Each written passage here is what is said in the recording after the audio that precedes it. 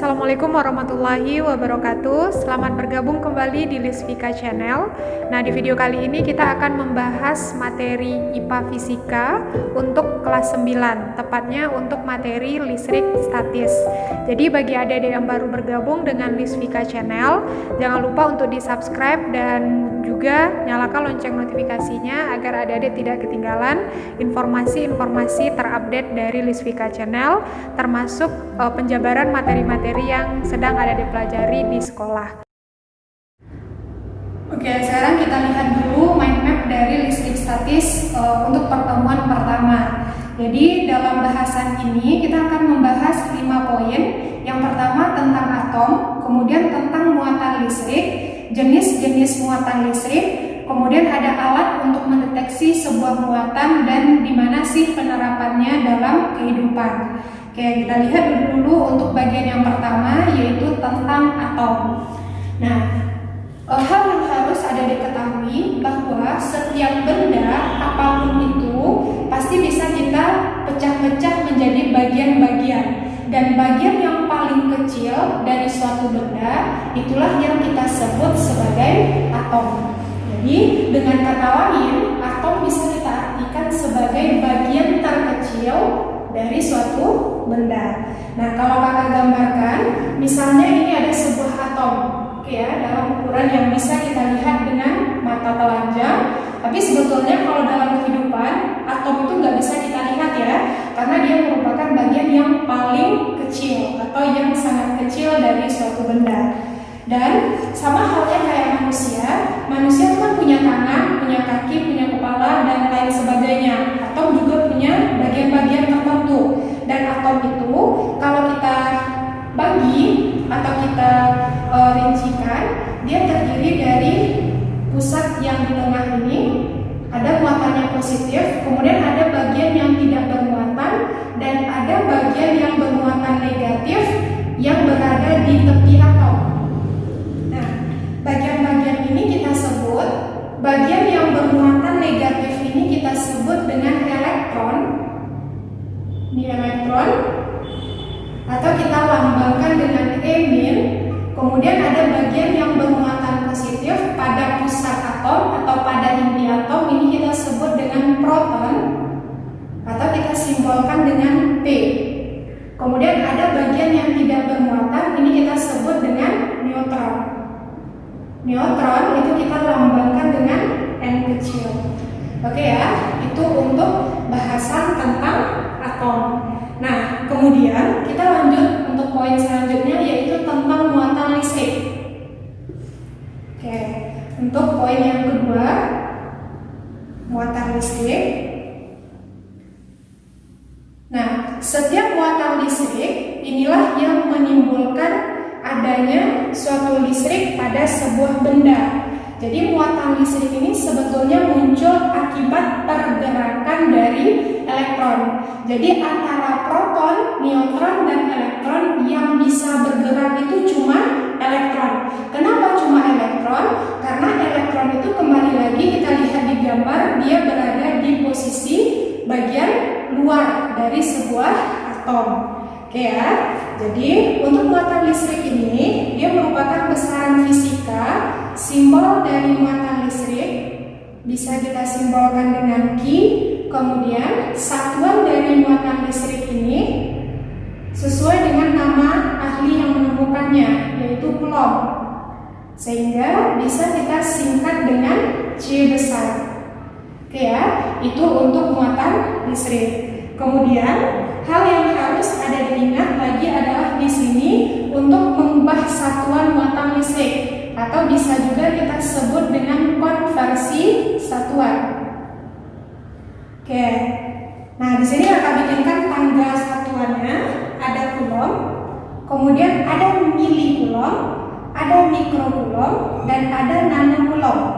Jadi ini sering ya ada digunakan nanti dalam penyelesaian soal. Coulomb, milicoulomb kita simbolkan dengan M kecil c, kemudian mikrocoulomb, dan ada nanocoulomb. Satu tangga itu nilainya adalah 1000. Jadi ini 1000. Oke, ini juga 1000. Pokoknya setiap tangga itu nilainya 1000. Sama kayak mengubah atau mengkonversi satuan panjang. Adik-adik kalau misalnya satuan itu kita ubah dari atas ke bawah, berarti tinggal kita kali. Kalau dari bawah ke atas, berarti tinggal kita bagi ya. Nah, kalau arahnya ke atas kita bagi, kalau dia ke bawah berarti kita kali. Jadi kalau 1 kulom itu berapa milikulom? Berarti sama dengan 1000. Tapi kalau 1 milikulom kita pindahkan ke kulom, berarti kita bagi 1000. Itu untuk mengubah satuan muatan. Nah, sekarang kakak contohkan soalnya. Oke, biar paham. Contoh untuk mengubah satuan ini, misalnya ada 2 milikulom. Ini adik-adik diminta untuk mengubah ke dalam satuan kulom. Ini berapa kulom? Oke, tadi milikulom ke kulom itu kan satu tangga ya. Karena arahnya ke atas berarti ada dibagi. Jadi ini tentu sama dengan 2 bagi 1000. Nah, 2 bagi 1000 berapa? Tentu 0,02. Tapi kalau misalnya adik-adik udah paham dengan notasi ilmiah, gunakan notasi ilmiah biar gampang dalam perhitungan. Jadi ini tentu sama dengan 2 per 1000 ini, karena nolnya ada 3 buah, berarti sama dengan 10 pangkat 3 kulom. 10 pangkat 3 ini kalau mau dipindahkan ke atas, ini kan tandanya positif nih. Kalau ada pindahkan ke atas berarti berubah menjadi negatif. 10 pangkat min 3 kulom. Bisa ya, mengubah satuan 2 milikulom ke kulom. Itu kalau misalnya kita nyatakan dalam notasi ilmiah. Contoh selanjutnya, misalnya 200 mikrokulom. Ini berapa kulom? Oke, kita lihat lagi dari tangga konversi satuan. Mikrokulom ke kulom, ini kan 2 tangga ya. Berarti 1000 dan 1000, otomatis kita bagi 1 juta. Jadi ini 200 dibagi 1 juta. 1 juta tentu nolnya 6 buah. Nah, ini sebelum ada diubah ke dalam notasi nolnya, coret dulu nolnya. Ini nolnya 2, kemudian ini nolnya juga kita coret. Berarti tinggal di atas 2, kemudian dibagi. Ini tinggal nolnya berapa buah? 4. Berarti sama dengan 10 pangkat 4 kulom. Atau ini juga bisa kita pindahkan ke atas jadi 2 kali 10 pangkat min 4 kulom. Jadi 200 mikrokulom itu sama dengan 2 kali 10 pangkat min 4 kulom. Nah, satu lagi. Kalau misalnya 0,1 mikrokulom itu berapa kulom? Ini beda ya dengan yang di atas. Kalau di atas nolnya di belakang 2. Kalau ini nolnya di depan 1. Berarti kan ini langkahnya sama. 0,1 dibagi 1 juta. Dibikin dulu, dibagi 1 juta. Nah, ini nggak boleh adik-adik coret karena 1 posisi nolnya di belakang, ini posisi nolnya di depan. Nah, ini bisa adik-adik selesaikan. 0,1 itu sama dengan 1 kali 10 pangkat min 1. Kenapa minus? Alasannya tadi ya, karena nolnya berada di depan 1. Ini dibagi dengan, ini nolnya ada 6, berarti 10 pangkat 6. Berarti ini sama dengan 1 dikali berapapun pasti nilainya bilangan yang kita kalikan tersebut. Berarti ini nilainya 10 pangkat min 1, 10 pangkat 6 kita naikkan ke atas. Jadi kali 10 pangkat min 6. Oke ya, ini satunya kulom. Terus gimana cara penyelesaiannya? Penyelesaiannya di sini pangkatnya tinggal ada dijumlahkan. Min 1 dengan min 6 ini dijumlahkan atau ditambah. Min 1 tambah min 6 tentu sama dengan min 7. Berarti ini sama dengan 10 pangkat min 7 kulom. Oke, kita lihat untuk poin yang ketiga ya, yaitu tentang jenis-jenis muatan listrik. Jadi untuk jenis-jenis muatan listrik ini kita lebih kepada bahasan jenis-jenis muatan yang dimiliki oleh suatu benda, yaitu muatannya tentang muatan listrik tersebut. Nah, untuk mengelompokkan jenis-jenis muatan bisa kita kelompokkan 3 macam. Oke. Nah, sebetulnya kalau dalam kehidupan sehari-hari, sebuah benda yang belum berinteraksi dengan benda lain itu pasti muatannya dalam keadaan netral. Jadi ada benda yang bermuatan netral.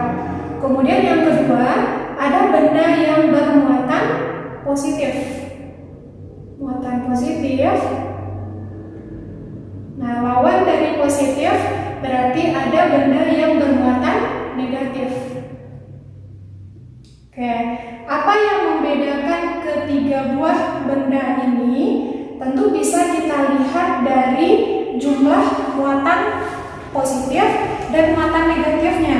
Muatan positif tadi kita sebut dengan istilah proton, dan bagian yang bermuatan negatif tadi kita sebut dengan istilah elektron. Oke, kalau benda netral itu kata kuncinya adalah jumlah proton itu sama banyak dengan jumlah elektron. Jumlah proton sama banyak dengan jumlah elektron. Oke ya, kalau kakak gambarkan kayak gini. Ini misalnya atom. Oke, proton tadi kan berada di inti ya, ini proton. Protonnya misalnya 1. Nah, karena jumlahnya sama dengan jumlah elektron, berarti elektron yang berada di kulit atom ini tentu jumlahnya juga 1. Pada saat ini benda dikatakan dalam keadaan netral. Oke, lanjut kita untuk benda yang bermuatan positif. Nah, berarti kalau benda bermuatan positif, jumlah protonnya lebih banyak daripada jumlah elektron. Oke ya. Nah, kalau kita gambarkan lagi, lebih banyak berarti jumlah protonnya misalnya 2 buah. Oke. Kemudian jumlah elektronnya cuma 1. Nah, pada saat inilah dikatakan benda itu bermuatan positif. Atau dengan kata lain, kondisi benda bermuatan positif ini ketika benda kekurangan elektron. Oke ya, benda kekurangan elektron. Biasanya ada juga di soal-soal ujian yang ada di option itu kekurangan elektron. Sama artinya dengan jumlah proton lebih banyak daripada jumlah elektron. Terakhir, benda bermuatan negatif. Otomatis ini kebalikan dari benda bermuatan positif. Pada saat jumlah protonnya lebih sedikit daripada jumlah elektron. Oke. Jadi kalau kita gambarkan lagi, misalnya ini sebuah atom, protonnya cuma 1, terus elektronnya ada 2 buah. Oke, ini negatif ya, elektronnya ada 2 buah. Nah, dengan kata lain, kondisi benda bermuatan negatif ini kita sebut juga dengan benda sedang mengalami kelebihan elektron. Oke, nah pertanyaan adik-adik mungkin ada yang bertanya kayak gini, kenapa sih benda itu bisa mengalami kekurangan elektron atau kelebihan elektron? Hal yang harus adik-adik ingat di sini adalah yang berpindah itu adalah elektron, bukan proton. Jadi ini terjadi karena perpindahan elektron dari suatu benda ke benda lain. Oke ya, benda ke benda lain. Nah, kalau dia bermuatan positif, berarti dia memindahkan elektronnya ke benda lain. Kalau dia bermuatan negatif, berarti benda itu menerima elektron dari benda lain. Jadi perpindahan yang dimaksud di sini bisa dia memberi elektron atau dia yang menerima elektron. Itu untuk jenis-jenis muatan benda.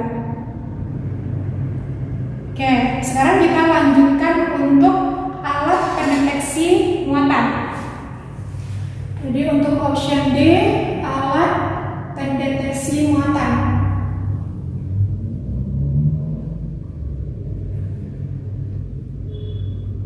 Oke ya. Nah, kembali lagi kita ingat yang kakak sampaikan tadi, kan untuk atom itu merupakan bagian yang sangat kecil atau bagian yang paling kecil yang dimiliki oleh suatu benda. Nah, misalnya ini spidol ya. Jadi spidol ini kalau kita lihat wujudnya kan nyata, tapi kita nggak tahu spidol ini muatannya apa. Apakah dia sedang bermuatan netral, bermuatan positif, atau bermuatan negatif. Makanya kita butuh alat untuk mendeteksi jenis muatan suatu benda ini. Dan untuk alat pendeteksi muatan benda ini bisa kita sebut dengan elektroskop. Jadi ada alatnya ya, elektroskop. Bagaimana bentuk alatnya? Kalau secara sederhana, bentuk alatnya sama kayak gambar manusia. Jadi ada kepalanya, gitu ya. Ini kalau untuk gambar secara sederhana. Kemudian ada badannya, oke. Kemudian ada kakinya, atau dengan istilah lain ini juga disebut dengan daun atau ekor, tapi nggak ada tangan. Jadi bisa kita simpulkan untuk elektroskop ini dia terdiri dari 3 bagian. Ada bagian kepala, ada bagian batang, dan ada bagian ekor atau bagian daun. Jadi ini bagian kepala ya, bagian kepala, kemudian bagian batang elektroskop, dan bagian daun atau disebut juga dengan bagian ekor elektroskop. Nah, elektroskop ini kembali lagi tadi tujuannya adalah untuk mendeteksi jenis muatan suatu benda. Bagaimana cara membaca hasil yang ditunjukkan oleh elektroskop? Jadi cara membaca hasilnya yang ditunjukkan oleh elektroskop ini. Nah, misalnya tadi kan kakak sampaikan benda itu bisa dikelompokkan 3 macam ya. Ada benda netral, kemudian ada benda bermuatan positif, ada benda bermuatan negatif. Ini langsung kita bikin lagi di sini. Benda netral. Kalau benda itu dalam keadaan netral, misalnya kayak gini. Ini benda. Tadi secara netral itu adalah jumlah muatan positif sama banyak dengan muatan negatif. Misalnya positifnya 1, negatifnya juga 1. Ini kan berarti bendanya netral ya. Kakak dekatkan dengan sebuah elektroskop. Ini kepalanya tadi, ini batangnya, kemudian ini ekor atau daunnya. Oke. Nah, kalau untuk benda netral ini, muatan yang ditunjukkan oleh kepala elektroskop ini sama dengan jenis muatan benda, positif negatif, positif negatif. Di ekor atau daunnya juga gitu, positif negatif, positif negatif. Dan keadaan dari daun elektroskop ini dalam keadaan menguncup. Oke ya, itu gambar atau hal yang bisa kita amati kalau misalnya benda itu dalam keadaan netral. Tapi kalau benda bermuatan positif, benda positif, kakak singkat ya. Nah, misalnya ini ada sebuah benda, muatannya positif. Biasanya kalau di soal-soal ini hanya ditandai dengan positifnya saja. Oke ya, tapi kata kuncinya tadi muatan positif itu ketika jumlah protonnya lebih banyak daripada jumlah elektron. Kita dekatkan dengan sebuah elektroskop. Nah, kita mau melihat bagaimana muatan pada kepala elektroskop. Ternyata muatan pada kepala elektroskop ini negatif. Kemudian pada daunnya positif. Oke ya, positif bendanya, kepalanya negatif, daun atau ekornya kembali lagi positif. Nah, selanjutnya kita lihat untuk benda bermuatan negatif. Benda bermuatan negatif. Misalnya ini benda muatannya negatif, ditunjukkan dengan minus saja. Kemudian kita dekatkan dengan sebuah elektroskop. Ternyata kepala dari elektroskop itu akan bermuatan positif. Oke ya, ini positif. Kemudian daun atau ekornya bermuatan negatif. Jadi bisa ada dibedakan ketika benda itu bermuatan netral, bermuatan positif, bermuatan negatif. Intinya kalau bermuatan positif atau negatif itu dia akan selang-seling. Bendanya bermuatan positif, kepala negatif, ekor bermuatan positif. Benda bermuatan negatif, kepalanya positif, ekornya negatif. Dan keadaan daun ini sama-sama mengembang. Itu ya bedanya dengan benda dalam keadaan netral. Itu dia untuk bahasan alat pendeteksi muatan suatu benda. Oke, sekarang kita lanjutkan untuk poin yang terakhir ya, yaitu tentang penerapan listrik statis ini dalam kehidupan. Jadi, untuk menentukan penerapan listrik statis dalam kehidupan ini, yang paling umum itu tentang sebuah roll atau mistar yang terbuat dari plastik kita gosokkan pada rambut, atau sebuah kaca yang kita gosokkan pada sutra. Jadi nanti kalau misalnya di soal ujian ataupun soal ulangan ada yang menemukan benda lain, itu gampang saja, tinggal ada ganti apakah dia sebagai rambut atau sebagai plastik. Begitu juga dengan kaca dan sutra. Oke ya, dia pasti selalu dikawankan dengan 4 buah benda ini.